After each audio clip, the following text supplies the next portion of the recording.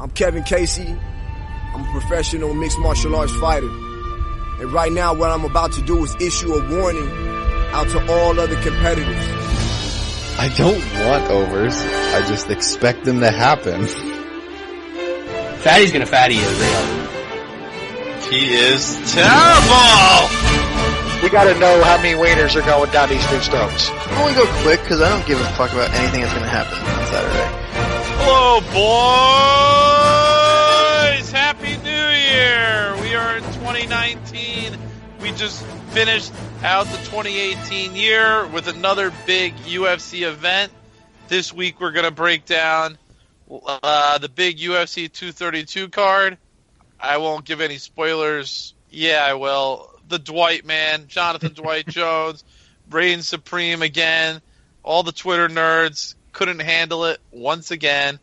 I'm joined by the two gentlemen now that are, really handling the weight of this podcast. We got the Sodsman, number 3 in the 2018 Tout Master Contest, Wes Colvin, and of course the teenager who somehow remained a teenager even though he had his birthday recently. 19. New Sean. Guys, what's happening? Happy New Year. All right, man. What's going on? Yeah, pretty good. Yeah, Tout Master, man. I thought I had it, bro. I thought I had it, man. You gotta be on point on that thing, man, towards the end of the year. When you get to like the top 10, 12, 13, it's tight, man. I had a couple bad events in there, man, and it cost me, dude. Half Chub, shout out to him. He went full hard on. Dude, he went full Tito? Yeah, he went full happy Tito. Yeah, man, he stepped up, man. That dude he closed strong, man. That's what it takes. It's a fun contest though, man.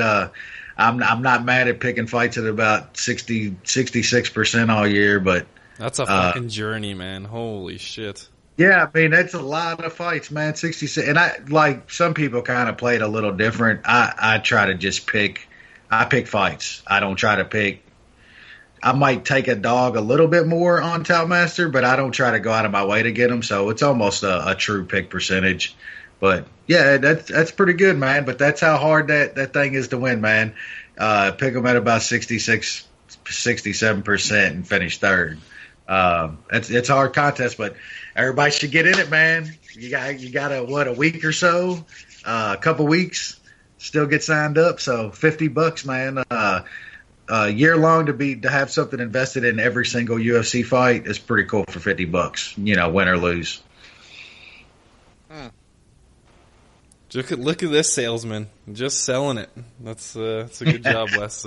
Props to you for finishing that high. That is very impressive. Yes. Yeah, it was a good holiday. The World Junior Hockey Championships is always on during this time, and I'm getting my absolute ass handed to myself in betting, which is rather unfortunate. Unusual. Because I usually just crush this tournament, so that's a little bit of a downer. But other than that, it was a good holiday. Lots of relaxation and no work, and got to watch some awesome fights on the weekend. Flying in 5-seater planes and shit. Yeah. I flew down to the girlfriend's parents' place in a 18-seater plane. That was always enjoyable when you feel like you're gonna die for a full hour. Yeah, fuck that, man. It'd be hard to drag. You probably had to drag me on one of those. Fucking. Well, yeah, coming from the guy that used to never fly, and then yeah. You've been flying a bit more recently, but I don't think I could get you anywhere near what I was flying in there. Yeah, maybe 3 or 4 zany 10s and half a bottle of Jack. That's about it. Oh, that's about it. Yeah. How about you, Jay? Would you have a good holiday? Yeah, enjoyed my time off. Was out of the office for over a week, so my longest break from the office for a few years. So that was fun, but we're back at it. Working on Tout Master 2018. Getting everybody paid out. and now we're working on 2019. We got about we're getting rounded out to about 50 signups so far. Got some double ups, first ever triple entry for 2019. Yeah, someone's really trying to press their luck. It's not DraftKings, motherfuckers. You can't do 70 lineups.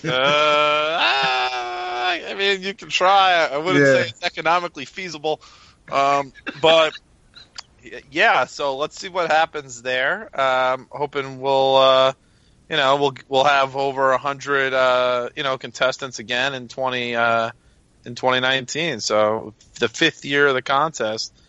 We got a shout out to our boy Chris Bailey too. I think the only guy to go top 10 in Tout Master and Gamble Master. That's the year-long Gamble Master too, right? Yeah. Chris Damn. is good, man. That dude's always in the top 10, 15 in Tout. I think he's been in the top 10 or 15 every year in Tout Master. Impressive. I mean, he's cashed in Gamble Masters. Our boy Matty too was second in the year-long Gamble Master, and he said, "I play to win," and I think he went for it, and he blew it. Came up snake eyes. He went for it, and he put all his money on the line, I believe. Instead of he could have sat and finished second, but he said he plays to win, which I give him props for having the cojones. Yeah, I'd have went for the money myself. I'd have just tried to, as they say, just coast in second. But shout out to those dudes, man. Gamble Master, fun one too, man. It's good shit. We got some good contests going on. While we sit here, I'm trying to sign up for Venmo, trying to get to the 21st century. We can get that going for Tout Master. Don't do that. Yeah, certain people only aren't rocking the PayPal. It's the old Venmo these days. That's the new style. So how do you send money on Venmo? Why don't you take me through this? Do you just send it to an email? I don't even know. I'm rocking old school PayPal. I haven't even signed up for Venmo before, but I would assume it's not too complicated. But who knows? I watched a dude that we went and saw fights in Texas. Chris, y'all probably know him on Twitter, but he Venmo'd some dude bet money at the fights, man, like on his phone. It took like seconds, so it's got to be fairly simple. Got to be close to like PayPal, I would think. Yeah. But I'm old, man, so I have no fucking clue. I'm lucky I can use PayPal. There we go. Valid. Anyway, I guess we should start off with what everyone wants to talk about. Good weekend of fights. Man, that fight had everything. It really. Yeah, that was a good card. There was sadness. There was happiness. There was comebacks. There was just wars. It was. Oh my God! Moments. It was a full fight card. We don't usually get everything, but we did here. We did here.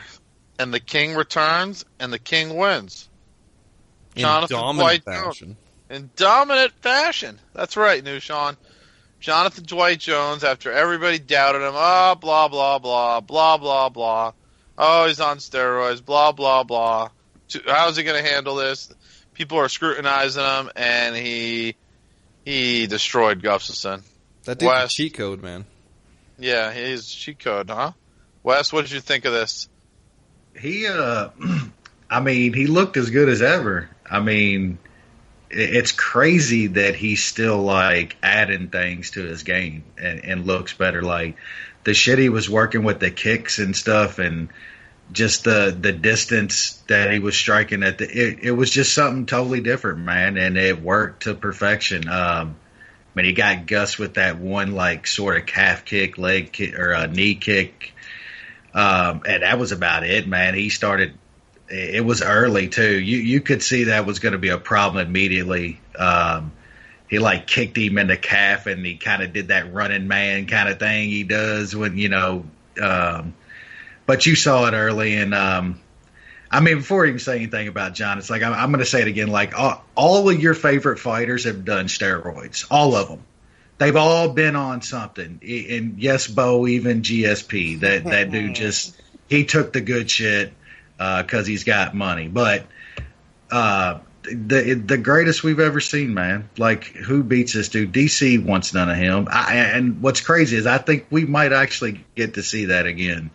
I think DC's... But it's going to be totally different at heavyweight, Wes. I mean, come on, man. So DC puts on like 20 pounds of cupcake weight, and it's going to be any different? Like, I will give DC one thing. He seems like he takes a really good punch up there, you know, and he might have a tiny bit more power with a little more weight, but that's not the game that Jon plays in a fight with him anyway. You know what I'm saying? It's really going to have nothing to do with it. Yeah, I do think we might get to see it, though, man. I will say something about DC, and I do think he might be the second best fighter ever, man. Like, seriously. I think there's a legit argument to be made that DC is the second or third best fighter ever. And you're that good, man. It's just something in your mind won't let you let that go when a guy beats you, man. I'm sure DC tells himself that, he's going to be even more drug tested now, and it was the steroids that is the reason he beat me. No, it wasn't, man. He's just better than that guy. But yeah, just another insane performance. I hope this dude just doesn't do something fucking stupid again. Like, I know I come to expect nothing less from this dude now. I expect him in the next couple of weeks to get in a car accident or something. I don't know, man. But, I mean, I was thinking, like, after that fight and stuff, like, imagine if Jon Jones was, like, kind of the heel guy that he is now without all the bullshit, you know, like all the really bad shit he's done, the hit and run and all that stuff. Like, imagine the star, like the worldwide star that guy could be, all the endorsements he would have. And like that dude's like blown a lot, and he still is he's the best fighter we've ever seen, man. I don't care what anybody says. You can say all that, to me, dumbass PED shit all you want, dude. All of the best fighters at this sports scene I'd say 95% of them has done something. And it's funny that like half of the guys, a big chunk of people that was bitching on Jon Jones for a week were loving Rizin like later on that night. You know what I'm saying? Like, Japanese MMA dudes are out there juiced to the gills trying to fucking beat the shit out of each other, and they're just loving it. But not Jon Jones. It's always something with that guy, and I wonder why. But yeah, awesome performance, man. New Sean, what do you think? I think I just am better at selecting who I follow and who, I don't know, just maybe I don't see this so much, but I really didn't see much about the Jon Jones steroid stuff. It was enjoyable. I just got to, you know, I mean, it was a shit show with the whole changing of the venues and stuff like that, but I just got to see it for what it was. It was just a beautiful fight. That guy is scary in rematches. He learns so much from guys. We've seen him in a couple rematches now, and he has won in devastating fashion the second time, both times. And yeah, he absolutely shut down Gustafsson. There was nothing really there, and it was, I don't know. I don't know what you're gonna do. He's DC. That's about it, right? Like, again, that ground and pound, man. Like, his I think ground and people pound's forget. Fucking scary, man. It's the best. It's he is the best. Probably the best ever. Sport. Yeah, and exactly. he just control, man. Like, if he gets you down, you are absolutely fucked. Like, his last bunch of fights, he's kind of been just fucking around and learning stand up. Yep. This guy is an Kickboxing absolute brutal Yep. wrestler who is just vicious on the ground and has good subs. So, man, that is a terrifying guy to fight. I think you do DC next at heavyweight. I know he wanted. He shouted him out to come get his belt back, but I think you got to do it at heavyweight, because if he beats him at heavyweight, there's literally nothing DC can say. It's over after that. Correct. That 25 pounds of cupcake weight ain't gonna make a bit of fucking difference, man. I'm telling you, it's gonna be the same fucking thing every time, man. All that weight ain't stopping that head kick. It ain't stopping that shit, man. That dude's too good. DC's great too, man. Like I don't. Yep. He's grown on me a little bit, the past couple years, but. That dude's he's great, man. That guy's an all-time great fighter. It just shows you, man, that we're looking at the greatest ever. That's right. Jon is the greatest ever. Yeah, he is. He is.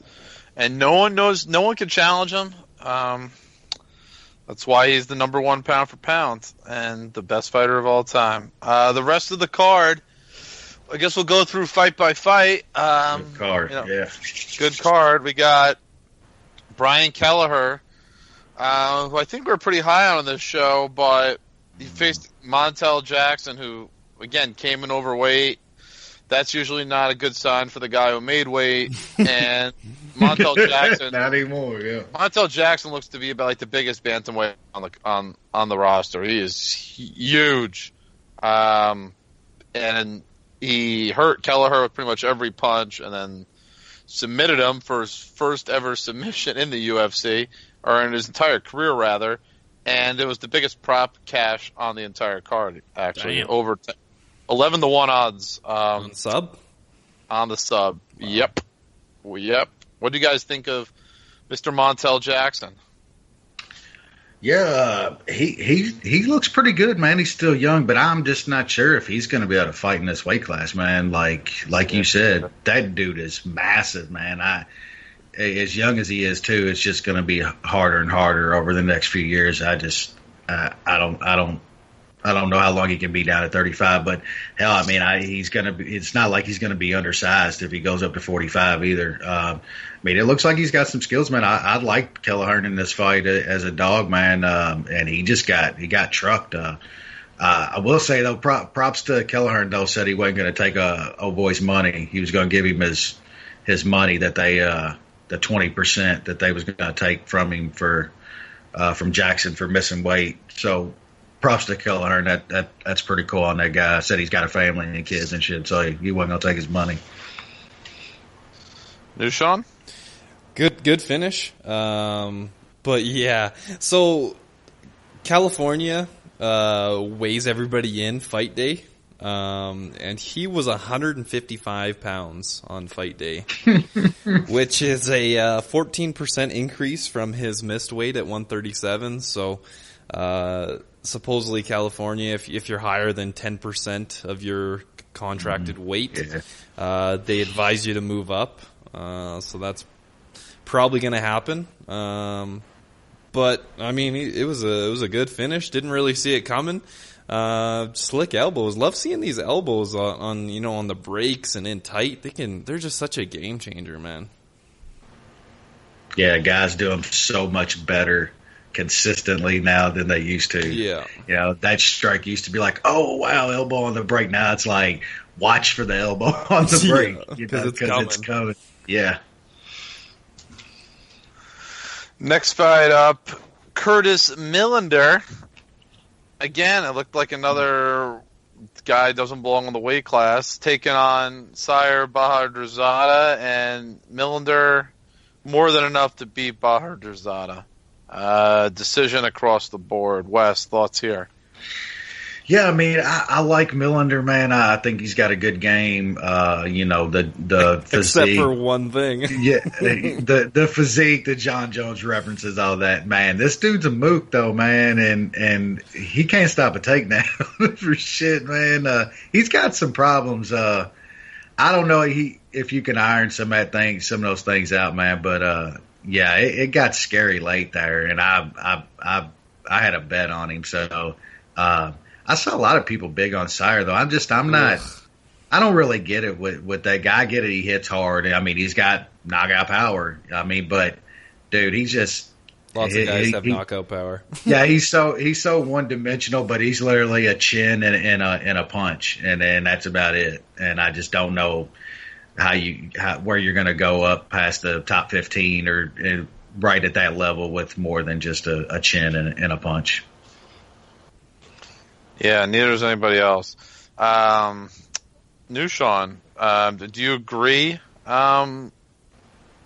Or what do you think of Millender? He's good on the feet. Yeah, it was kind of a weird game plan. Like they were sitting just flat-footed, not moving at all, just kind of standing in the pocket, swinging at each other. And Millender with his length was obviously too much for Bahar Jazada, who's a lot more just a one-dimensional puncher and just throws haymakers. I don't understand how you can be that bad on the ground at this point in MMA. I'm pretty sure he goes to a decent camp. Like, obviously he has really good skills on the feet, but 20 fights. He's had a shit ton of fights, and he is worse than a fish on the ground. Like, he was not getting up. He's more of a novice than a virgin on her back, okay? It's bad, man. Like, he had no idea what to do when he was on his back. Am I gonna get sanctioned for that comment? Who's gonna get me? Where are the SJWs to come after me? Where are our Twitter nerds? Come on, getting all that. Oh man, but yeah, like I just couldn't. I was shitting bricks. I mean, in the end, it didn't really matter too much because I think the other things I parlayed Millender with lost anyway. But when he was on his back, I was like, "Are you fucking kidding me?" I was just screaming at the TV, like insane that you can be that bad. In this day and age, with being in the UFC and being that good of it seems like he's a good athlete, but just absolutely nothing there. He better fight only strikers because even if you are a decent striker, if you have any sort of fucking ground game, just take this guy down. It's over. So you're saying he is essentially a bigger version than Carlos Condit? He is way worse. We'll get to later on. Much worse. He has no guard. He has no get-up game. He is worse than trash. He is anybody with an ounce of fight IQ and a tiny bit of wrestling is going to beat this guy. It's going to come sooner or later. We just got to pick our spot. Yeah, I got him as a B+ on the feet and an F on the ground. Jesus. That's totally fair. I was thinking D-, but New Sean kind of convinced me it's more of an F. That kind of makes him a C-level fighter. That's how it works. Yeah, you're right, New Sean. This is the former co-host, the man known as Mad Dog, or as I called him, Doggy, the originator of the fade plant argument. This is a fade plant. I mean, this is the definition of a fade plant. You just have to let it grow, and then once it's set up perfectly, you strike. It's going to happen. You're right, Nushan. It's going to happen. It's just a matter of when. Sometime in 2019, that fade plant is going to grow very bountiful. It's going to grow delicious corn. That's exactly what it's going to grow. Uriah Hall and Bevan Lewis. Now, I was a Bevan Lewis believer. I think I might still be a Bevan Lewis believer, but Uriah Hall is a guy who is there a guy in the history of the UFC, maybe YOLO, that has more like probably live line heading into round threes, like plus 1,000 to win, and then actually do it. Yeah, it's incredible, man. That guy, you talk about golden horseshoe up his ass. He's pulled out some of those. I give it to him. I hear you on Lewis though, man. Like he looked pretty good, man. And what's crazy is the shot that got him didn't even really look like it was anything that he didn't take the entire fight. You know what I'm saying? Like he had taken a few of those in the fight and just kind of walked through them, and then that one just happened to fucking drop him, man. It was weird. But yeah, man, you're right, it still didn't look like he gave a fuck to be there like usual. You know what I'm saying? Like, I mean, He was getting dusted most of the fight. Didn't look like he even gave a shit. and then pulls it off, man. Yeah, it cost me, man. I had Lewis in a couple things, but I guess props to Hall, man. I'll forever fade that guy, though, man. You're right, though, man. Has there ever been you see like the dude could probably be good if he ever really gave a fuck about fighting, but I just don't think he ever really will, man. I just don't think that. I think it's just a mindset. Yeah. He has the skills of a fighter. He doesn't have the mentality of a fighter. Yeah, absolutely. That was a great. He just. Is this going to be one of those times? Like, maybe we'll get Bevan Lewis as a cheaper price in his next fight. He was dominating that fight. The pressure that he put on Hall at the start of that fight was very, very impressive. You just get caught. These things happen in MMA. That's as the saying goes. It's like rat shit in Calcutta all over again. Yep. He fucking hit Hall with some shit too, man. Kind of blew his gas tank going later in the fight, but was still moving pretty good and stuff. I mean, I give it to you, right, man. He took everything old boy had because he hit him with some shit in that fight, man. Yeah, and I mean, and Hall has kind of shown a bit of a he's not an iron, like not a terrible chin, but he's definitely got rocked, and he'll find a way out. He likes. I don't know. Maybe maybe there's something in the air that night. I don't know. He was able to push through and pull a rabbit out of his hat again. But yeah, he's still who we thought he was. We're talking about a guy who floored Gegard Mousasi. Think about that for a second. That's great. How many people have done that? Honestly, I'd have to look back. Gegard's had a lot of fights. How many people have floored that man? What, 2? Yeah, Two? I think. Yeah. Who? Well, Jacare did it illegally, and that's about it, isn't it? Just looking here. Yeah, I mean, he's only lost by TKO once to Uriah Hall. That's still one of the craziest MMA moments for me ever. Yeah. Is Uriah Hall catching Gegard with that shit. That's still one of the craziest things I've ever seen in MMA. Yeah. Yes, it was. Yeah. It probably saved Uriah Hall's job. It's probably the reason he's still in the UFC. Yep. Yes. Oh, he beat Jacare by upkick. I'm an idiot. Never mind. So yeah, like really, that is the only time that he's been KO'd. It's crazy. Is Uriah Hall? How many career fights does he have? He's How up many there. fights does Gegard? Yeah, he got a ton, doesn't he? He's got all Are you kinds. looking at it? Yeah. 37, 38 fights? Ooh, I think it might be more than that. He is at 53 mixed martial arts Wow. fights, and he has 8 That's kickboxing incredible. fights. And he's been KO'd once Yep. by Uriah Hall. Yep. By Uriah fucking Hall and some spinning Calcutta shit. Man, that's something you could take to the bank forever. Man. Nathaniel Hall in the prelim headliner.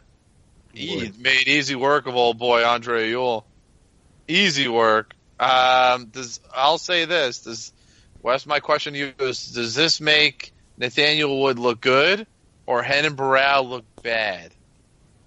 Can I say a little bit of both? Yep. Yeah, I'm a little impressed with Wood, man. Dude, he's got a decent ground game for a fucking Englishman. Even a couple British guys I talked to on Twitter are actually like, man, that guy can work on the ground for a fucking shitty British guy, you know. So you know he's got a decent ground game, and yeah, man, hands look good. I mean, Ewell's not. I don't think he's like total dumpster fire. I mean, he's decent, man. We know Barrow's he's not Barrow anymore, but I mean, it's not like some crazy good win, but I like what I saw, man. The dude seems to have the skills in that division. Still only like 24, 25 years old, I think. So, Yep. Yeah. I was a little impressed. Needs a little better fight next time out, and we'll see. But yeah, I'm intrigued. Okay. New Sean, are you as high on Nathaniel Wood as Wes? Definitely a guy to keep an eye on. Like Wes said, he's 25 years old. Don't think there's any reason to rush this guy. He has 18 fights, so it's a decent amount of fights by the time you're 25. So you can just kind of keep setting him up with good guys. Put him obviously on the England cards and maybe some of the bigger, if any of the European cards are bigger. But yeah, showed good skills, showed good ground game, and his striking is looks very good. So just needs a step up, like Wes said. And yeah, Barao was fucking terrible. Crazy. He's still like 31 too. Oh, that's man. What's just absolutely nuts. Just think about like how long ago was it where he was just like on top of the world? Like when was that? When was the first TJ fight? Was that like 3 years ago? Longer than that. Was it longer than yeah, that? Oh, okay. It's been a little longer, but not that long. I mean, that's a big fucking cliff he fell off. That's for sure. Let me look that up. That's worth investigating. Yeah, he's 32 now, right? Or he'll be 32 this month. Yeah. The first TJ Dillashaw fight was in May of 2014. The second TJ Dillashaw fight was July of 2015. Yeah, 4.5 years. He has lost 5 of his last 6 fights. Doesn't he have a fight schedule too? He does. He's facing Luke Sanders. Oh, God. Just the mookiest. 2 mooks. They're going to give him a guy that's going to pound his head in for fucking 14 minutes and then hope that he seconds. fucking just gives it away like everybody else. I mean, we don't want to give too much away here, but what would you guys line that fight? Is there a line out already? There can't be. No, there isn't yet. Nah, I mean, Sanders is going to be, what, minus 300? Probably. I was thinking minus 200 in my head. Yeah, minus 250, minus 200, around there. I mean, they got to make sure that it's not too high because he does some mook ass shit. They drop like plus 350 or something on Barao. Is that on the ESPN Plus 2 card? No. Oh, what? It is not. It is on the Phoenix ESPN 1 card. Oh, the televised card. Oh, okay. Yeah, February 17th. Yeah, no line there yet. I'm not sure that makes a difference even for Luke Sanders. Luke Sanders is having that Becky Lynch blood. That's what he's hanging out with. It's good to be him. Now for some sadness. Oh man. What happened? And the next fight up is sadness. Oh, no, not for me, but I know you guys were rooting for BJ, but yeah, BJ Penn was winning this fight for 2 minutes. Yep. As soon as it went to the ground, you knew exactly what happened. Ryan Hall is the new incarnation of Rusimir Paul Harris without the muscles and chest hair. Submission heel hook. Half a second after he ties it in, Wes. This guy. Does anyone? How do people fall for this? Man, I hated this guy like with a passion for a while, but like I mean, you catch BJ like that though, man. I gotta give him a little respect, dude. I mean, he's got a talent, and it's. I mean, it works. I really thought BJ could do what he did for those couple minutes where he was looking good, and I thought he'd be able to like have enough, jiu-jitsu and defense to keep Ryan Hall off of that, for a little bit, and he couldn't. I mean, the dude got a hold of him. He and that fucking was turned the wrong way. He turned into a heel hook. What the fuck was he doing, man?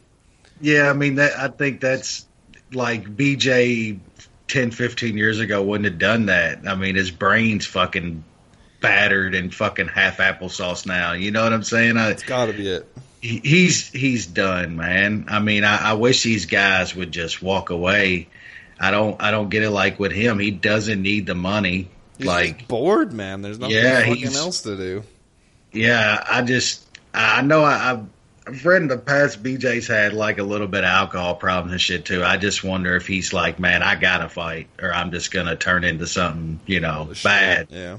But being brain dead at 50 ain't gonna be good either, but still, fuck Ryan Hall. Just go do jiu-jitsu then, man. Yeah, do that. I mean, there's a shit ton of jiu-jitsu competitions out there that are getting somewhat bigger, it seems like, with all of them that are on Fight Pass and all that other stuff.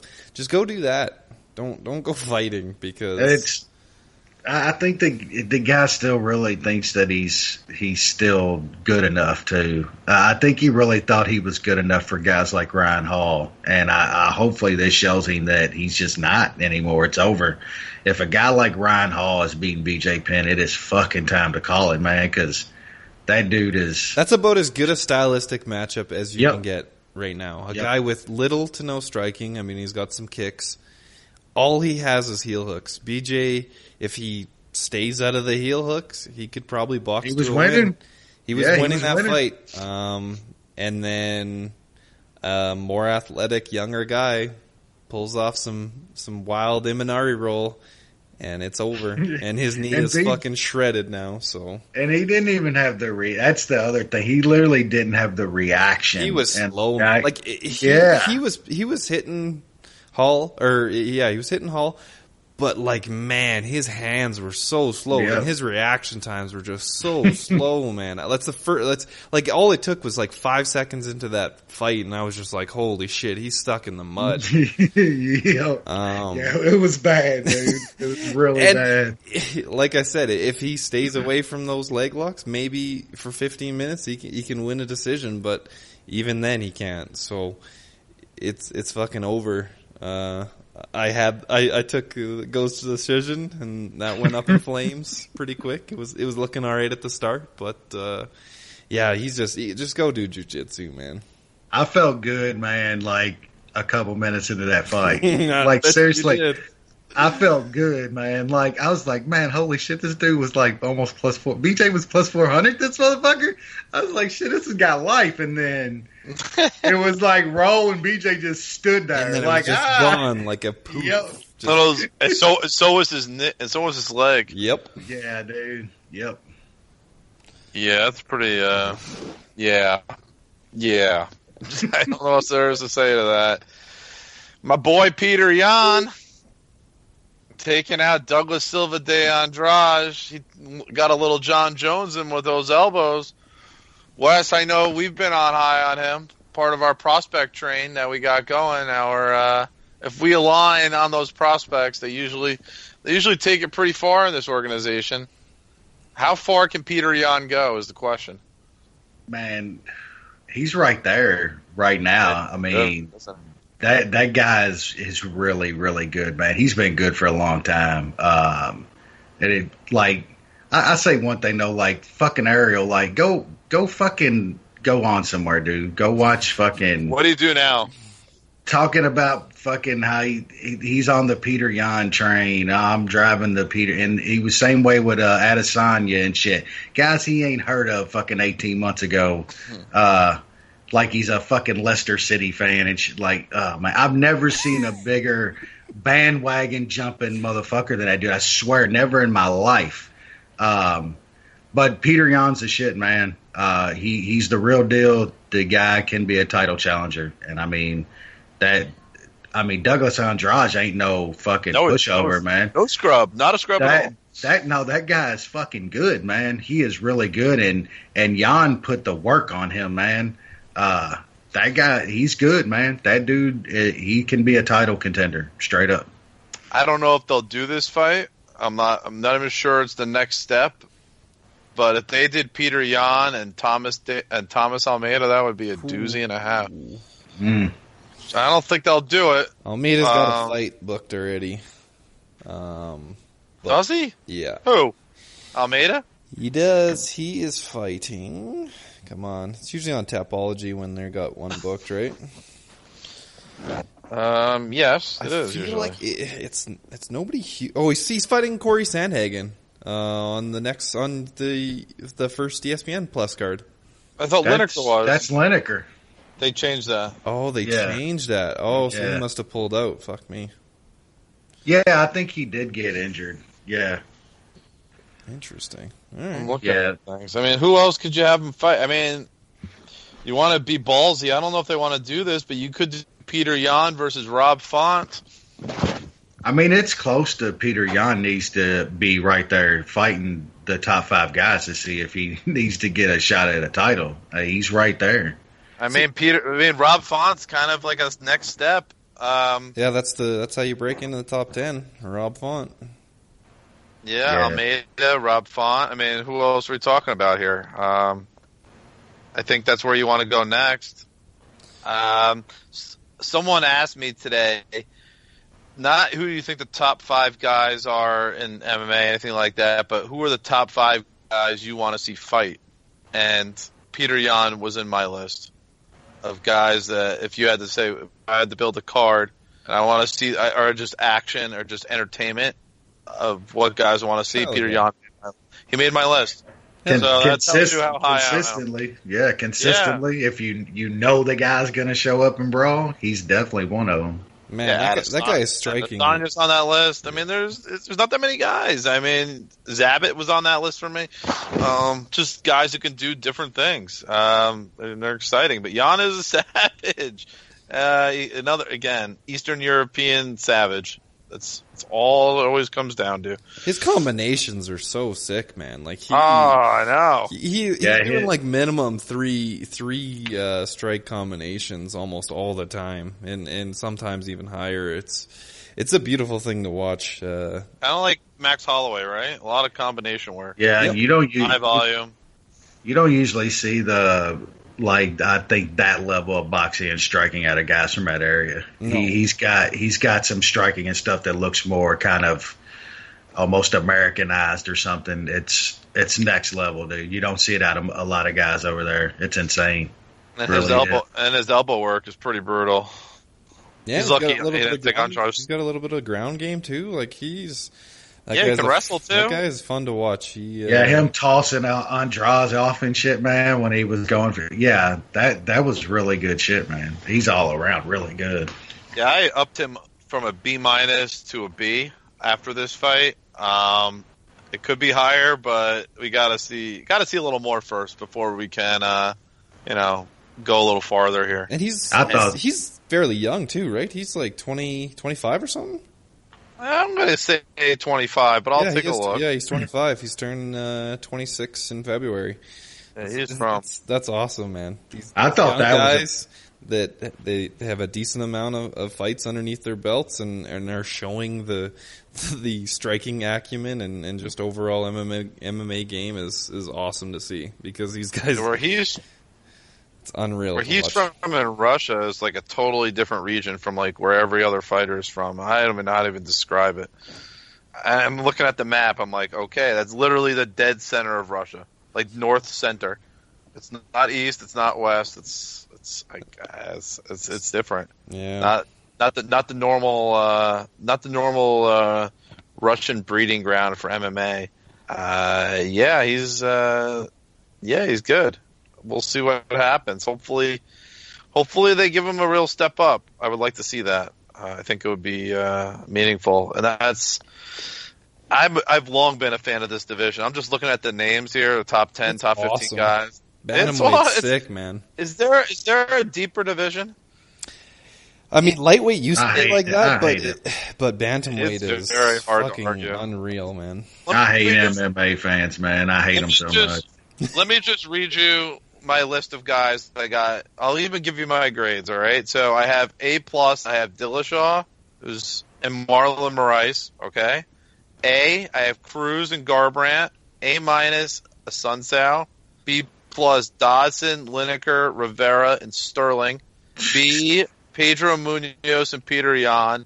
And then B-, Rob Font. It's pretty freaking good, man. Yeah, that's insane, man. Every one of those guys is legit, and they're all fairly young. I mean, other than Cruz, who else? I mean, Dodson's what? What's Dodson? 30? He's the second oldest guy listed. I mean, it's crazy.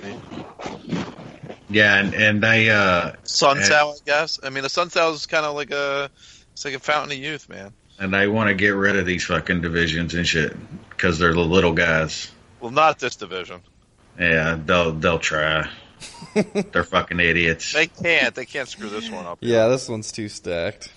And never mind if they do get rid of flyweights, some of those guys are going to come down to this division.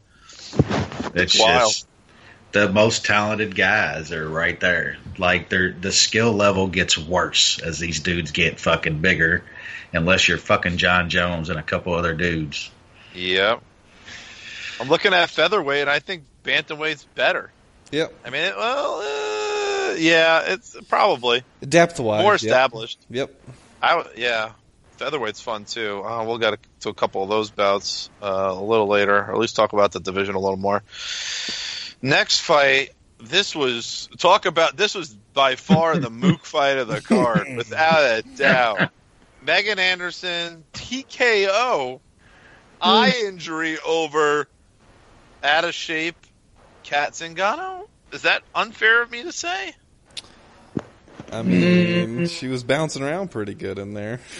Yeah, bouncing around. That's like that is a mookie injury, though. We'll leave it at that. Oh, this is the second. We should have played the second best thing. Sean. This is the second best thing that could happen. It was over in a minute. Yeah, I know. Exactly. And we learned nothing about either fighter. Yep, so Nothing. it's like it didn't even happen. It's amazing. I got paid too, so it's like that's you bet Anderson at plus money, right? Yeah, it was the absolute That was best a thing smart play. Zingano did not look comfortable in there whatsoever. She seemed to be terrified. She was throwing it at midair and just kind of running around. It was not a good sight to watch. I almost hope they rebook this. I hope so too. If we're going to get anywhere near to even money, I'll actually bet on it on a side on a chick fight. I'll absolutely jump on board again. Yeah, I don't know. I mean, I could see Anderson being favored now, but not by much. I mean, I don't know. I have a feeling they won't rebook it though. No, I mean Zingano. They might even be getting rid of that division. Zingano beating Nunez, one of the dumbest things that's ever happened. Like she brutalized her. Well, after getting brutalized for 2 rounds. I mean, Zingano is terrible, man. Like, she's fucking just... She's 36 or 37. I know, man. Oh. She's no Marion Renault, that's for sure. She beat Marion Renault. That's it, though. It's like, what, 3 years or something? Like, she's like fucking 1-7 or something like that. I know. 1-5. Like, it's not good. It's not good. Walt Harris, prelim headliner. Dumbest decision ever. Why the last ever fight on a Fox property is Walt Harris. Good decisioning, Andre. What the hell happened to your nose, Arlovsky? This is peak. This is peak UFC / Fox. I don't know who the fuck made this decision, but this is what it is right here. They're dumb as fuck, and they put shitty fucking heavyweights right before a big fight card instead of putting Peter Yan on there, who there is going to be an unreal bantamweight. That is just peak UFC / Fox. Yeah, you got to wonder what they're doing sometimes. Like, oh, it's Arlovsky. People are going to tune in. I mean, really? Like they're like what? They're just bleeders from the yesteryear. Remember in Arlovsky? Yeah, I don't know. They that company like misses Joe Silva a lot, like a whole fucking lot, man. As far as bookings and putting together cards and stuff. I'm not saying he was perfect all the time, but man, yeah, Walt Harris, baffling decisions. Yeah, hey, I mean they bury prospects on Fight Pass and shit now, like. It's just, you don't know what the fuck's going on over anymore. Dana in his fucking office railing fucking 8 balls off his fucking crystal. I mean, why is Uriah Hall the third fight on Fight Pass? It makes no sense. Yeah, like people... Like, he's not headlining it. Like, it's not even like they're marketing it. He's just in the middle of that thing. It makes no sense. You could have had Uriah Hall and Bevan Lewis been that spot on the prelims. And look, I get it. Arlovsky's kind of cool to have in that spot, but like, you got to know. You gotta know how fights play out. You too. gotta know they what these guys are at this stage in their career. And Arlovsky's not a fun fighter. Like, he seems to not be getting knocked out anymore, but he's also knocking people out. Like, he's in fucking boring decisions. What did you expect was going to happen? And even if something happens, who gives a fuck? It's between Paul Harris and Andre Arlovsky. It's meaningless. You could have had BJ Penn in that spot. You could even had the Megan Anderson Katzengano spot in there. I was like, oh, like you have the women's featherweight fight later, and one of these two maybe. I don't. You know what I mean? You could have done something. Something. Nope. Yeah, Anything. Sean's right though. That's like the microcosm of UFC / Fox's entire relationship is just idiotic fucking mistakes like that. Putting on big Fox shows of shitty fucking a lot of flyweights and shit that we might like, but people ain't gonna watch. You know what I'm saying? Like, the decisions, it's gotten worse. That's the bad thing. It's gotten worse. Yeah, maybe somebody has some intelligence at ESPN, and we get a little bit somebody. I mean, that is one thing with the whole ESPN Plus thing and the prelims being on the ESPN like TV channel. There are going to be some good fights that are on that card and headlined on that undercard. So maybe they'll maybe they have it figured out now. I don't know. I won't hold my breath. Yeah, you can't tell much from the first event, but we'll see. We'll see. I'll learn more about the first. Let's say the second UFC ESPN event. I think it's in April. We'll learn more there. I'm not even going to count the ESPN Plus events because I feel they're just going to be thrown on there. And what's the difference, in terms of the bout order? Because it really doesn't matter. It's just literally just throwing paint against the wall because people can watch on their own time. So we'll see. No more talk about Walt Harris. There's no point. I mean, nothing happened. Better fight. Yeah. Much. Really good fight on paper. Fight of the night, and I think deservedly so. Yep. I think deservedly so. Alexander Volkanovski. Biggest win of his career. TKOing, and finishing and ending Chad Mendez's career. Wow. Who would have ever guessed that Alex Volkanovski would be the one that retires Chad Mendez, Wes? Wow. Yeah. An Australian wrestler beating an American wrestler and retiring him in 2018. In 2018. Australia is the country on the biggest rise in all of MMA. Who knew? Who would have thought? Yeah, I mean, we used to have a running punchline on fighters from that area. Man, first off, I hope Chad doesn't retire, man, because retiring. He announced it. I hope he reconsiders because that dude's got plenty left. I mean, that dude. I mean, he was brawling there. He looked fucking really good, man. I just think he ran into a younger, fresher fighter, man. I said that. Chad Mendez 2.0. Yeah, I said that going in, that I really thought Volkanovski was a lot like Mendez. He was just a younger, kind of fresher guy.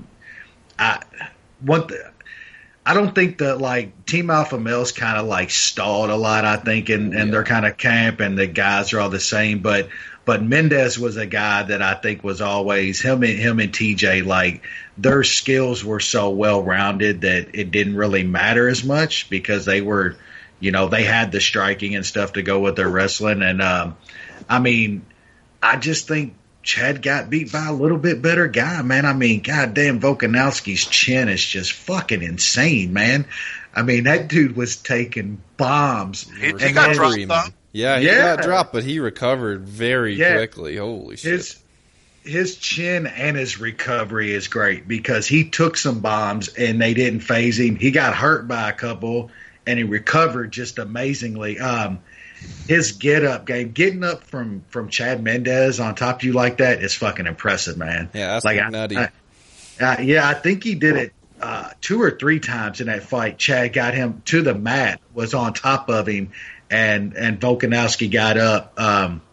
Man, that dude's for real. I thought it going into this fight. Thought if he got a win here, I mean, it would be huge, and of course it is. And that guy's a problem for a lot of people, man. But that wrestling, that power, that chin, I mean, he's going to be a very, very tough out for anybody at 145 pounds.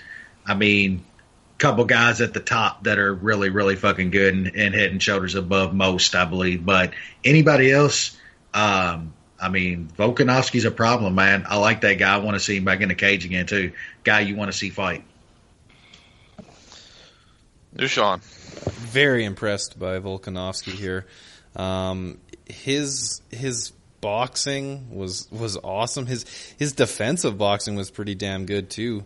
And yeah, his get up game, he was able to get up fairly quickly after Mendez took him down, which was not an easy task. Recovery, like Wes said, it was a through and through an impressive impressive step up against a pretty well-known guy, and cardio seemed on point. He is basically Chad Mendez 2.0.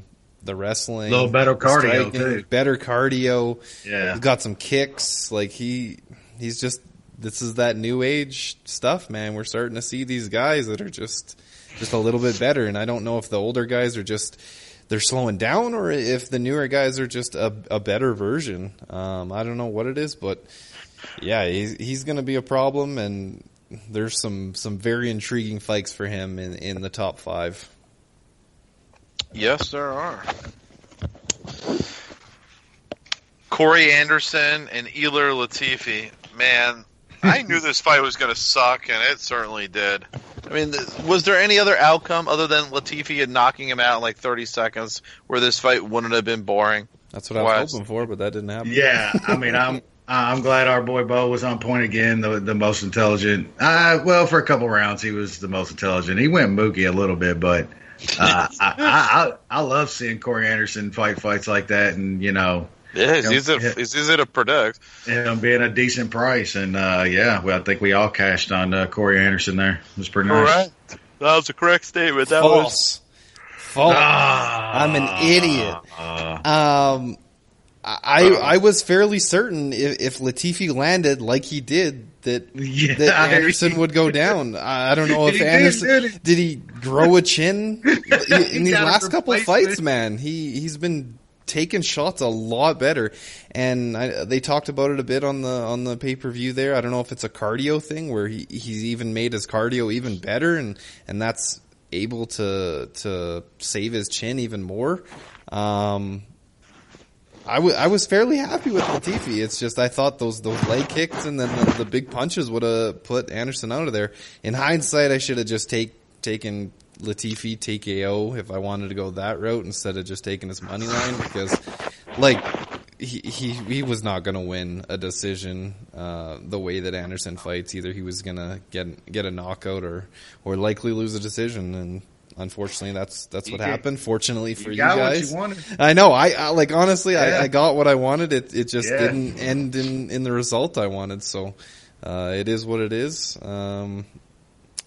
I guess Corey Anderson's right up there for a title shot now, which is insane to think about. Did you see him going with Anthony Smith and shit like, it's my turn? It's like, these motherfuckers are arguing over who's just going to get fed to the fucking beast. You know what I'm saying? Like, does it make any sense for Jon Jones to be fighting Anthony Smith or Corey Anderson? No, not at all. Anthony Smith couldn't even sell a fight with Jon Jones after the fight Saturday night. Like, if y'all saw that dude on the post-fight show, like, they were like, go ahead and tell us why you should fight. You know, Bisping's over hyping him up like, come on, dude, tell us why you should get a shot at the title. That dude couldn't even sell it. You know what I'm saying? Like, he knows he ain't got no fucking shot. Yeah. So I don't know what you do with those two. Maybe you just put Anderson versus Smith and call it a day, because I don't think Jon Jones is going to be fighting either of those guys. we might be getting an interim title fight between a bunch of fucking scrubs right away. 205 going back to fucking 205. Yeah. If that's the case and John left, I think you'll see some people from middleweight move up, to be honest with you. I think that's the only way. I'd take I think Thiago. YOLO. Give me YOLO. Yeah. What about Thiago Santos? Santos, yeah. I mean, he's probably champ, right? He beat Dum Dum Anthony Smith only like in January a year ago. I think that's the fight to make. You fight those two, just at light heavyweight. Santos is the people's champ anyway, so I mean it doesn't matter. Santos and Smith. If you that'll just be a fun fight. Like I don't know what else you do at light heavy right now. It's a bit of a mess. Did Santos find his way into a Jon Jones fight? Oh man, could you imagine Jon Jones taking that dude down and just mauling him on the ground? What happened? One fight did get announced just recently. Volkan is fighting Dominic Reyes. When is that happening? They just announced that yesterday or the day before. I not hear that. When is that? Do you know? Is that the Phoenix card? I don't know if that's the Phoenix card. I'm just looking it up. No, it's not. No, I feel like it's a overseas European card. Sure. Yeah. I'm looking. Is it the Prague card? I think it's headlining the Prague card. ESPN But Blockhead's facing Thiago Santos is the headliner there. Oh, okay. So Santos is already. I'm looking at it. No, that's not. That doesn't look like it's scheduled. No, it's the London card. Volkan versus Dominic Reyes likely going to be. That's a good fight. Yeah, that's in March, middle of March 16th. Right, it's a tough fight to call. Mm-hmm. I don't know. I still am not a believer in Volkan. We'll see. Yeah, I'm not a total believer either. That fight's booked. That they're saying that's going to be the main event. They don't know yet. I think so. They can't find an Englishman. The headline is where the hell is that Mook Till? He's still trying to figure out if he's going to go up to 185 or go to 170 or pay his fucking baby's bills. Got a tube and a fucking Dasani water shoved up his ass. I mean, there's got to be someone else who could headline that. I mean, Vulcan should not be headlining an England card. What about Gunnar Nelson? Get him going. Yeah, the Till was going to be the next star. I mean, come on, guys, get it together. I mean, yeah, he's your English guy. I mean, I don't care. There's other English fighters. This is ridiculous. They should move Adesanya and Anderson to that card. Oh God, that's a pay-per-view fight right there. Yeah, absolutely. I guess that's a good point. Okay, I didn't know that fight existed. That's interesting, though. Let me just see. What are we looking at here? Okay. 3 fights left. More sadness. For you guys, once again, I said, okay, I'll leave it at this. I'll start with this. Is there a guy who's ever consistently been a top fighter or close to top fighter in division for, say, more than like 3 or 4 years, who's had worse takedown defense than Condit? Fucking Pettis and Condit. I don't think it's worse. I don't think it's worse. I think Pettis is better takedown defense. Yep, Pettis ain't as bad as Condit. That's true. Yep. It's fucking terrible, man. I've watched Pettis get on the cage and hold guys from stopping him from taking him down for a while. Condit literally falls right to his back. Some people believe Pettis is a case of USADA, but you didn't hear that from me. Looks a little soft. Who knows? They're all part of USADA. But fuck me. Carl's I don't know if Condit just he's at a fucking place where they wrestle. Like, how do you not learn how to wrestle? I don't understand. And look at the guys you're fighting. Like, you're training with Jon Jones, and a shit ton of other Russians and other random fucking guys who can wrestle their ass off. Cowboy was there for how long? I mean, he's not there now because the whole issue is all kinds of guys. There's tons of the guys. Like, I just don't know if he just didn't want to. Rashad was there for how many years? I'll just sub these guys. I don't need to wrestle. He almost got that armbar too, did. man. He almost had Tim Kennedy trained there. I mean, talk about a guy who's going to grind you. Yeah, it's a joke. They've had so many wrestlers in Jackson. You're talking like collegiate All-Americans and shit have been in and out of Jackson's. Yeah. And that dude has still got the word. You're right, like top 10. Hell, he was a fucking champ. I mean, Interim dude, champ. He was an dude interim cannot stop a champion. takedown. He still cannot stop it. And now I'm not talking about like some fucking wrestler. Okay? I'm talking about Michael Chiesa just coming over and Can't taking stop a your ass takedown down. and then cannot get up, man. How fucking bad is that when you cannot even get up? Like, He doesn't even try. Like he he's doesn't just even on his try. back. He's gonna throw Yeah. up subs. Remember Fuck it. when we thought that he was gonna beat Tyron Woodley? Oh my god! In hindsight, remember that when was one of the dumbest things I ever thought. Blew You remember up when knee. he got got his Rory face. down and smashed his face in from top though? Like where Yeah, is but that? that was after he got smashed by Rory for 2 fucking rounds, Yeah, and but Rory he's should have still won that fight that was his first fight in the UFC. I'm pretty sure.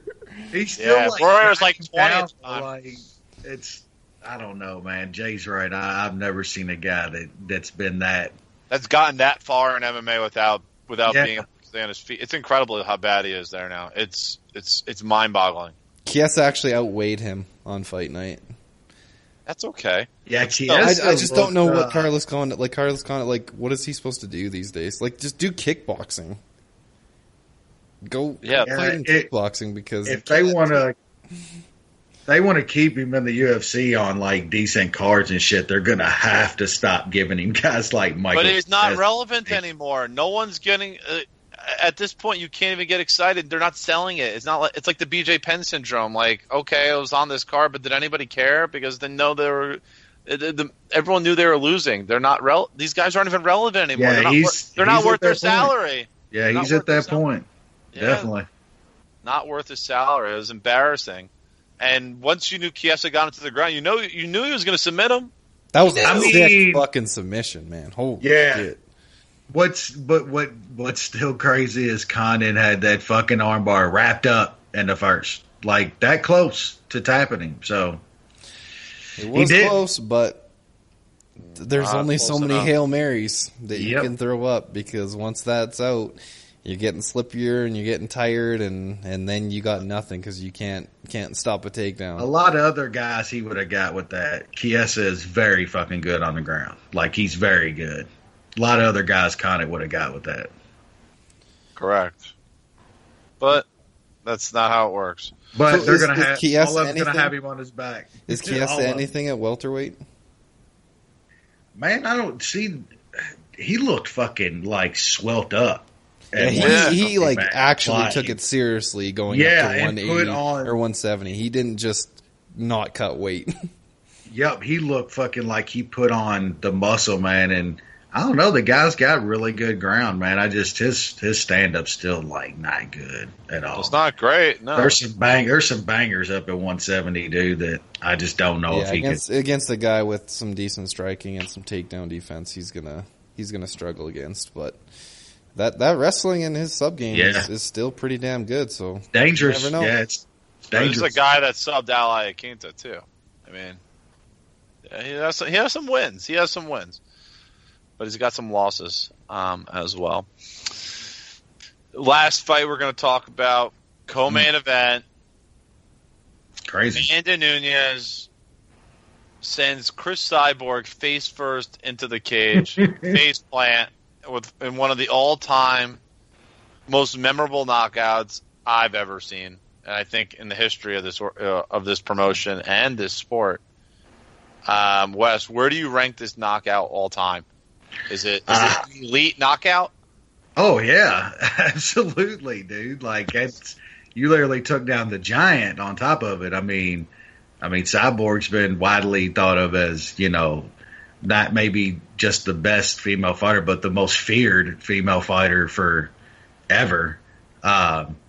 Yeah, man, I've been on the Nunes train for a long time, man. Since we were in Nashville and she smacked up on Sarah McMahon. Man, yeah, I remember that fight.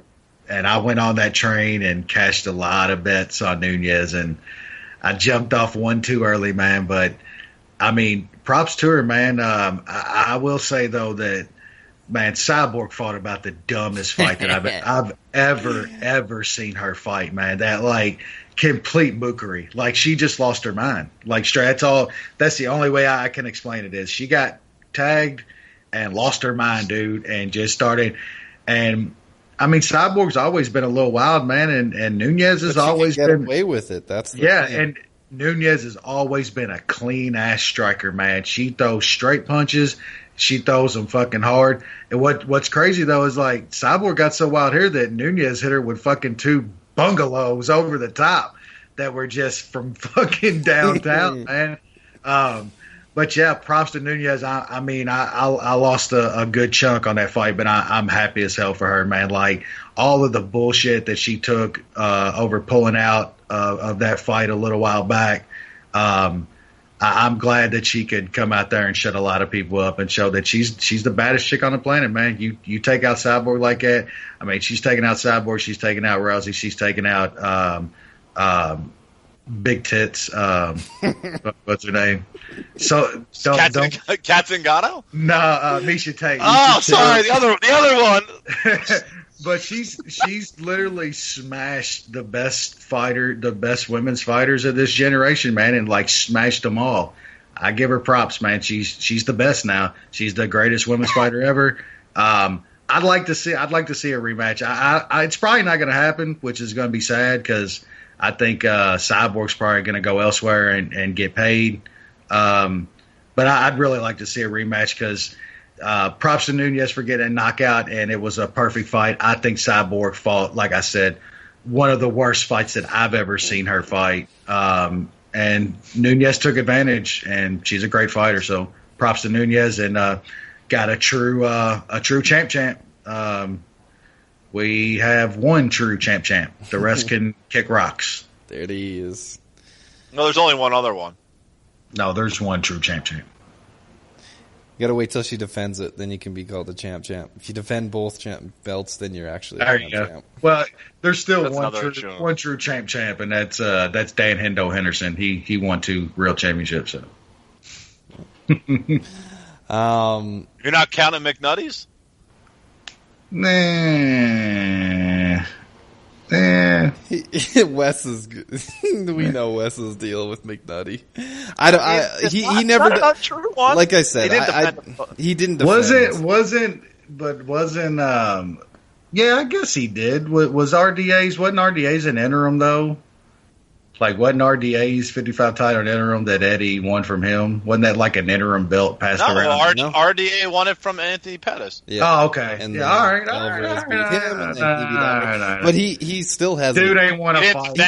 He still has not defended a real title. He hasn't successfully defended any belt. Ever. So he ain't won a fight in like fucking 3 years or something. I mean, as for Nunez, I played her. I just had a 1-unit bet on her. It might have been a little bit of a fanboy bet. I just had some weird feeling. I know a lot of people were on Cyborg. I mean, for good reason. We've seen what Cyborg can do. I just didn't like what I saw from Cyborg against Holly Holm, and I thought that Nunez was kind of being underrated with her power and her striking. And I thought at the higher weight class, Nunez was going to not have to worry so much about her cardio and stuff like that. I thought that would cost her some power, but I was completely wrong about that. I didn't expect it to go like it did. Like Wes said, I think Cyborg got hit once, and she went into zombie mode, which is usually okay against who she's been fighting. Yep. And that's just not the case against Amanda Nunes because she hit her literally every punch she threw. Yep. The last 10 punches, that last flurry, she hit her every single time. Big shit, it was too. Fucking wild, man. And props to Cyborg for keep getting up. That last one finally put her down, but holy shit, that took a bunch of hammers to finally put her down for good. God, she went mook though. Man, she just went fucking mook. She did. She did go mook, but that's her style, man. She's done it before, and you can't do that against somebody as good as Amanda Nunes. Not her. Yeah, she's good, man. I would like to see a rematch too, just to kind of show that it wasn't a fluke or anything. But like you, Wes, I don't think that's going to happen. Cyborg supposedly only has one fight left. No, that was her last fight. That was the last. I thought she had one more. No, that was her last fight. I think she's gone. That was it. That was her last fight on her contract. Yeah, that's why people are saying that rematch probably ain't going to happen. Well, that and Dana said he wasn't really into it. Nunes, I don't blame her, isn't really into it. So then who's Nunes fighting then? I mean, what's the point? Yeah, the only fight for 45 though is really Megan Anderson. Yeah, Megan Anderson again. Nobody wants to see that shit. No. And at 35, who's she fighting? I don't get it. Who is she fighting? Oh, who's Cyborg going to fight? Or what? Oh, no. Who is Amanda Nunes going to fight? Well, she can fight. There's a couple girls at 35. I'm looking at it. Kevin Vieira is decent. No one wants that. I mean, she's streaking. She's won a shit ton in a row. Durandame? She already beat Durandame. She beat her in the first round. She dummied her in one round. So, I don't know. I think it's the Ketlin Vieira fight. They're both Wait, did Brazilian. Nunes ever fight home? No, that's the only other fight that's the only other chick she hasn't fought. That's intriguing, but Holly has to beat somebody. I mean, it's been a while. Yeah, so I don't know. You do the home Vieira fight, and then the winner fights Amanda Nunes. Uh-huh. Yeah. I don't know. There's not much there. Nunes has fucking destroyed everybody. Well, except Valentina, but obviously that's she's at flyweight. That's not happening. And she's not going to fight her ever again. So. No, she shouldn't. You know what? Valentina should start her own legacy in that division at this point. The only division that has any sort of juice in the women's weight classes at this point is strawweight, because there's actually quite a bit of, there is some talent. It's not a huge gap between them. All right, so here's what we do. We close down the featherweight division and send it off to Invicta. Yep. We close down the bantamweight fights and send it to Invicta until there's a number one contender fight, and then they put that one in the UFC. You know that's not happening. I know. I can dream, anyway. Jay. I can fucking dream. Yeah, that's how they should do like all these weight classes. Just do the big ones in the UFC. Yeah. If it's not a top 5 fight, then it shouldn't be happening in the UFC. Yep. I really do think they're going to close down featherweight, though. Oh, yeah. Especially after this. There's no reason to have it. No, they don't even have a fucking ranking. After they did the featherweight tough season, they still don't have rankings for featherweights because that's how shitty it is. Yeah, they know. They're not stupid. No. And there's no juice to it. There's no mustard. It was 1 or 2 fights, and the freak show's gone and now beaten, and now they don't know what it's like. We don't need it anymore because the new queen can go fight at 135. And then if there is one fighter or something at 145, she could do like a 145 fight, And there's too much history behind 135 for them to ever close it. Mm-hmm. Obviously, they don't want to do that. The first ever fight in the UFC, obviously Ronda's legacy with the Misha and Holly, and now Amanda. They're not going to close 135 ever. No. If anything, they would.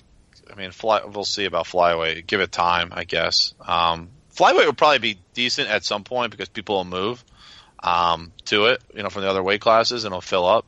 But yeah, featherweight, there's just nothing there. Get rid of it. Never has, never will. Yep. They'll close that and men's flyweight. That is my prediction.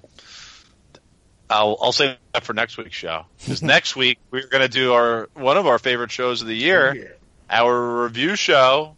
And not is it just a review show. We go into who do we think are going to be the champions. That's one of our favorite segments of the year. Who do we think are going to be the divisional champions at the end of 2019? And we'll review who we thought would be the champions at the end of when we did the show the year before, and it's always pretty interesting to see where we what we thought was going to happen. Yeah, how wrong we all were, and that guy retired. That guy lost 3 times. That guy's not even in the UFC anymore. That dude's fighting Floyd. Right. Yeah, and we usually give like some breakout guys, like some prospects and stuff like that. And then I think we've been doing with some hot takes kind of every year or a couple takes to. Of varying degrees that we put out a couple a couple of those each, so that'll be fun. Yeah, I'm looking forward to that one. So you don't want to go into the Mayweather tension Rizin conspiracy hour, Jay? You don't want to go over that? I mean, that can be worth going into for 5 minutes. There were people. It was funny because I had no desire to watch this event. I know other folks watched, and that's fine. Made it to the second intermission. Yeah, that's a fucking brutal one. Yeah. But I saw people tweeting, can't wait to see Tension do some sort of kick and hit Floyd into oblivion. I'm like, do people realize there was going to be no kicks allowed in this bout? And he would be sued. Like, do you know how much he would be sued if that would ever happen? He had a $5 million fucking fine in his contract if he did that. So he was never going to fucking try People to are kick so Floyd. fucking dumb, man. Yeah. Why would Floyd ever take a fight where it's not just boxing and Queensberry rules? Why on earth would he do that? There is nobody obsessed with their legacy in the history of sport. Not even Michael Jordan, not even LeBron James, not even Tiger Woods, not even, I don't even know who else, Wayne Gretzky, whoever it was obsessed with their legacy more than this guy. He's never going to do anything to potentially jeopardize that zero next to his name. Never. It's different in combat sports than all those other ones. Being a guy that says nobody ever. Oh yeah, you're right. Yeah, you're right. But also, like, he's the only guy on the planet that can go fight 120-pound kickboxers that make $9 million. You know what I'm saying? So, well, now, yeah, totally. Not everybody's got it like Floyd. But yeah, first thing, like, guys like Robin Black with like the audience he has and shit should not be like putting out conspiracy theory videos. You know what I'm saying? He wants to be a UFC commentator and he's putting out conspiracy videos. Fuck me. Like, and forget like wanting to do, like, that dude's got a pretty big platform. Like, he's on TSN. Yeah, he's on y'all's big who sports. carries the UFC. It's the biggest channel in Canada, like sports channel. He actually does work for the UFC. He does break any down of the big fight cards, like any of the Mayweather or the McGregor one. He goes down to where the fight cards are and reports from. Like, he's a fairly big deal, and you got him going on about fucking conspiracy theories. And then you have like Joe Rogan, who is on it, who is on the UFC, has an even massive platform talking about this shit. And good on guys like fucking Capoza that breaks this shit down, and even Robin Black had to tweet out, well, I'm kind of reconsidering this, even though I do think it was a little acting. I do think Floyd hit him. Like, yeah, he fucking hit him. Like, what are you talking about, dude? And it's like, you got one of the greatest tacticians in boxing history outweighing a guy by about 25 pounds, and like, they're talking like it was supposed to be an exhibition, but like, I've read, like, he's still got a contract with Showtime. So he can't be really like taking other fights like that. So they kind of set it up and put the wording as like, yeah, this is going to be an exhibition. And about fucking 10 seconds into it, Floyd started swinging. You know what I'm saying? Rolling like hammers. He got popped by a little punch or something. And dude, he started swinging, and that's what that looked like. It wasn't no fucking setup. It wasn't no conspiracy. What that looked like is one of the greatest all-time boxers getting into a fucking boxing match with a 120-pound kickboxer. Like, straight up, that's what it looked like. And then you got the other conspiracy. And it's like, oh, well, your whole, for the past 15 years, Floyd's got pillow hands and he can't hit hard and shit. Go back and watch some of Floyd's older fights. Like, when his hands got bad later in his career, he didn't have the pop that he used to have, and he fought a whole lot more defensively. When Floyd swung on guys, like, he used to hurt dudes. He had a ton of knockouts early in his career. And then I go back to it. He was fighting a 120-pound kickboxer. Didn't have to respect that guy's power at all. Yeah, dude, like 100. Like, just think about that. One of the greatest tacticians in the history of boxing was fighting a 120-pound kickboxer. Like, why are y'all shocked that he in the first punch he landed? Like, legit, look at all the angles. Capoza tweeted out one now that's got angles from every different direction, crowd reaction, sound to it, and everything. He popped that boy behind the fucking ear, dude, first punch, and it was like thump, and it hurt him. Like, it knocked him off his equilibrium, dude. And then after that, Like, he caught him with legit shit, man. I was rolling seeing Robin Black kind of walking that shit back today with a new video. Like, oh, wow, he did look like he was stumbling bad, but yeah, that hit landed. It was legit. Like, of course it was legit. You fucking morons. Wow. There it is. Here's idiots, man. Now, I hate these now things. that's out of the way, we should actually talk about the good fight that was Good on fight. there. Well, How like good is Gucci? How good is that dude? How did the UFC let Horiguchi go? Easy. They don't want that division. Yeah, but he's not even fighting in that division anymore. That's the best part. And Of but it. He's it's fighting like- bantamweight. He's And fighting a it's guy. not like- yeah, and it's not like he's like some boring fucking lay and pray wrestler or something. Like, the dude is fucking exciting as hell, man. Props to Coker too, man, for letting his top dog go over and fight. But man, that kind of looks kind of bad now. You know what I'm saying? Like, Codwell had a little like aura building around him. You know what I'm saying? Like, he was starting to get some hype. I still think it's kind of deserved. I think the guy's real good, but man, to There's go a very rematch in that clause. You know that, eh? yeah, I don't know. Rematch in Bellator. Hey, if that happens, That's interesting. That's gonna be awesome. It's a different fight. That's in what the they've been cage. tweeting about. That there was a rematch in that fight agreement. It's a different fight in a cage, absolutely. Because the way Horiguchi got him in that choke and stuff up under them ropes and shit, man, that shit doesn't happen in a cage. Not saying like he wouldn't have went on to win it, but I mean, Codwell was pretty much doing the wrestle fuck like I thought he was going to do, and Horiguchi caught him. And it happened kind of up under the ropes and shit too, man. Like in a cage, shit like that just doesn't happen in a cage. You can't pull off shit like that. You're going to be pressed up, mounted next to a cage. You won't under ropes. So yeah, it's a little different fight in a cage, man. Still, props to Horiguchi though, man. That dude's a badass. That guy's really fucking good, man. To beat Codwell it's a big deal. I lost a ton of money on that fight. Well, I think everybody did. not a ton because they had Yeah, small. when he was but when he was a dog, it had a limit on it. Then the line moved, so I got him in a couple parlays. But yeah, I'm glad that they had a limit on plus money because I'd have got hurt bad, man. The shit was going like most people thought it was gonna go, man. Codwell's real good, dude. That guy's legit, man. He got caught. It shit happens. Rest of them, man, like there was some good fights on there, dude. Crookshank getting caught by Damian Brown was kind of funny. That's crazy. Yeah, dude. Damian Brown is not that good at fighting. Nah, and Crookshank has gone over and been like, But Crookshank was winning that fight, and then he shot, Yeah. didn't he?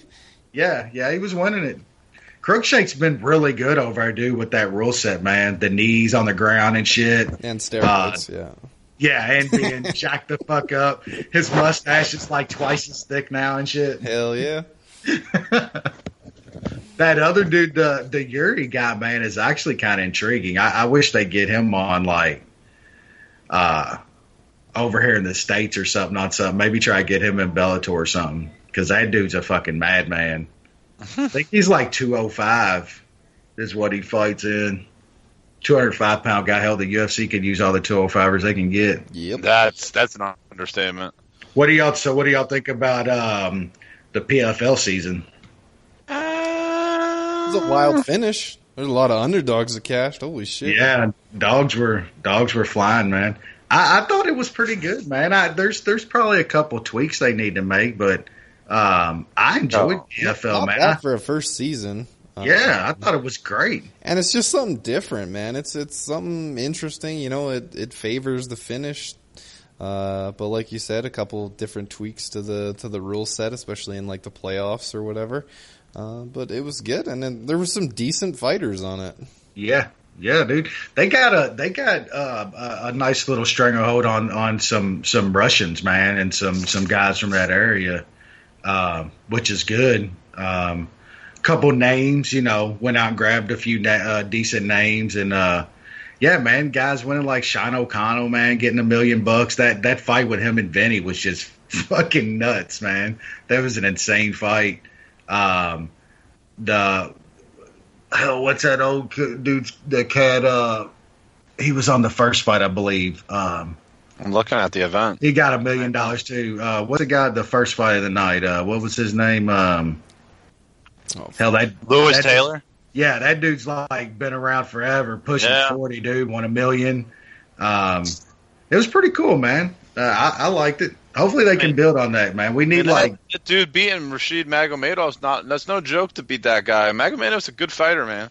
I'm not sure he straight up won that fight, man. They took a point from Rashid for that fucking ref like immediately. One eye rake and he took a point. Yeah, not earning nothing. That guy, though. Yeah. Then he like just laid on him on the cage, man. Literally just bear hugged him.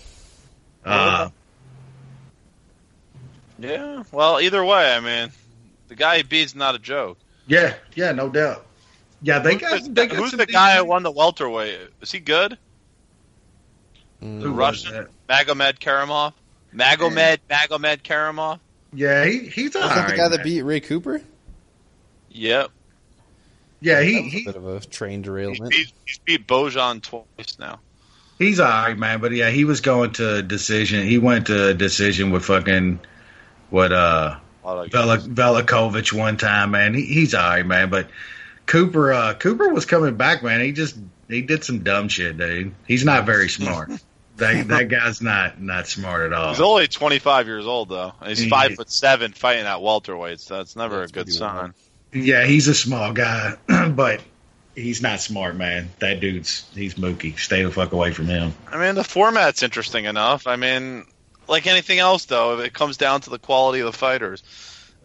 They put on good shows. I mean, if all these fighters that won cashed $1 million checks and it actually goes through, I'm sure there's going to be some guys that want to go to PFL. So it's as long as those checks get cashed, money talks. There's man. no bullshit with that. Then you got to wonder what shell company's involved in financing this thing. There's got to be something. They had the CEO guy out there handing out the checks, man. He looked like I'd love to look into that a little more. He looked like a little short, rich old white dude. So I mean, we'll see, man. I read a little bit ago that they're holding the money. They gave them show money up front, but you got to pass your drug test. But they say once you pass your drug test, watch everybody wants to go pop high. They'll figure out a way they'll taint all these fucking all their drug tests. Hilarious. Pay out these $1 million. Everybody fails. 7 picograms. No check for you. No checks. That's funny. When is the second season? Does anyone know? Is there a date? Did they announce kind of when the next? I haven't said exactly yet. Hell, I thought it was a pretty good year. I mean, hell, at one time this year we had the Tuesday night fights, we had the Thursday night PFL, we had Friday night Bellator, usually a UFC on Saturday, and all like pretty decent level MMA, man. It's good to have something different. At least the structure's different. There's some, I mean, just for some variety, because, do we need to see all these different leagues? I mean, it's not soccer where there's high level guys everywhere. So the talent pool is much smaller.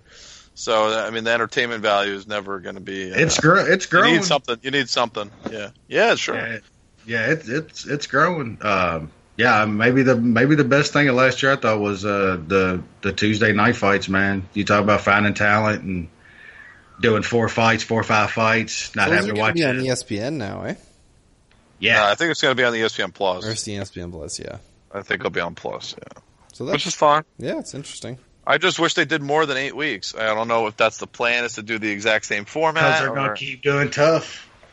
They're going to keep doing tough. Watch. Where's that? ESPN's going to take tough on and put on probably TV. Probably put it on Plus. More content. Hell, it can't cost much to film that shit. Hell, they just put them all in fucking some dumpy mansion out in fucking Vegas. They're building a new one. They're retiring the existing house and they're building a new one. That's what. So maybe Dana's just moving to a new house and yeah. Harry Yoggin selling it to the fucking UFC. Seconds. Yeah.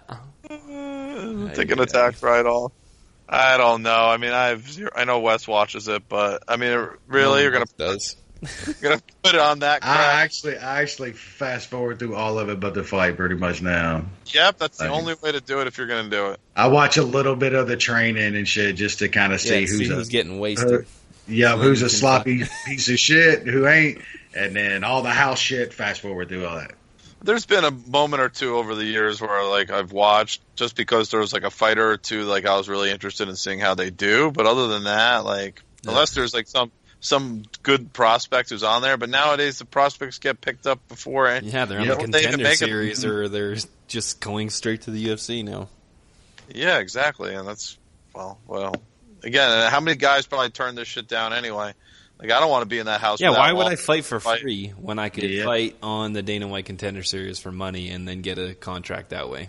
And not have to spend 6 weeks in fucking solitary confinement. Well, your contract might be bigger if you go through tough your initial contract, but I mean, I guess it just depends how big of a prospect you are, right? Yeah, exactly. Yeah, you look at some of those first rosters of those first seasons, man, and it's just incredible compared to now. Like champions and shit coming off that show. It ain't nowhere close to that anymore. Nope. I mean, you gotta be. I mean, Robert Whitaker came off tough. I mean, Gastelum came off a tough. Oh, a lot of them, yeah, dude. Yeah, even fairly recently, there's been some talent. I mean, you got to go back. Uriah Hall, Gastelum. Nothing recently, that's for sure. Recent. I gotta look over that first. Look at that first tough Brazilian season.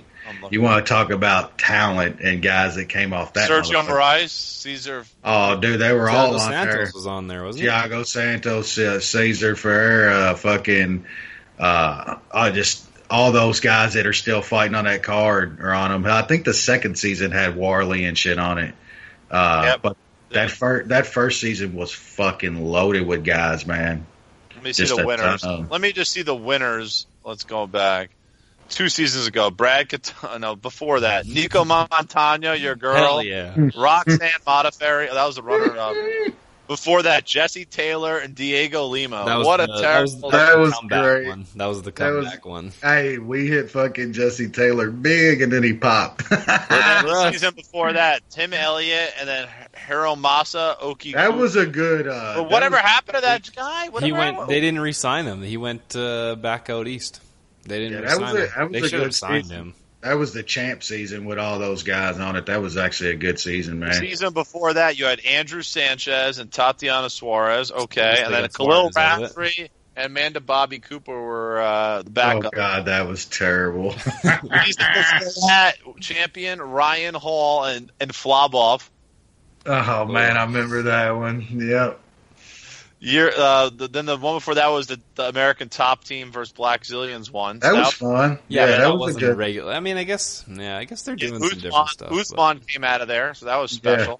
Yeah. They had a couple guys on that season. Luke is on there and shit. Yeah, they had some guys on that season. There's some gems on some of those, you know. Yeah. I mean, then you had the women's strawweight one, so you can't really count that because that was the start of the division. And I'll do one more before that was the Edgar versus Penn season. Eddie Truck Gordon won, and so did Corey Beaston 25-8 Anderson. Oh, you talking about the future lightweight champ or light heavyweight champ? Diego Lima was the runner up again, so he's run a runner up twice now, and Matt Van Buren. Eddie B. Oh, that guy was great. Shit, I watched I remember the fucking was it the Bellator fucking show they did of that? Was it Bellator? Yeah, that it had Randy Couture and shit. And they locked him in. Yeah, I remember that. It was so bad. Was it Beastmaster? Yeah, it was something like that. It was so bad, dude. It was horrible. I don't even know if they had anybody good. I know Joe Riggs was on that motherfucker as he was on there. Yeah, it was so bad. Man. Oh, good stuff. Anyway, that should about do it for this week's episode. Sign up for Toutmaster. Sign up for Toutmaster. Contact either myself at JPrimetown or our show Twitter at the MMA Analysis. Yes, you can find it. It's pretty easy to find. Sign up for Toutmaster. We'll be back next week to do our annual show, and then after that, we'll be getting to the very first UFC on ESPN/ESPN Plus card, which will include a title fight and the full UFC debut of Greg Hardy. It's time. We'll see what happens. Until then, we'll see you next week.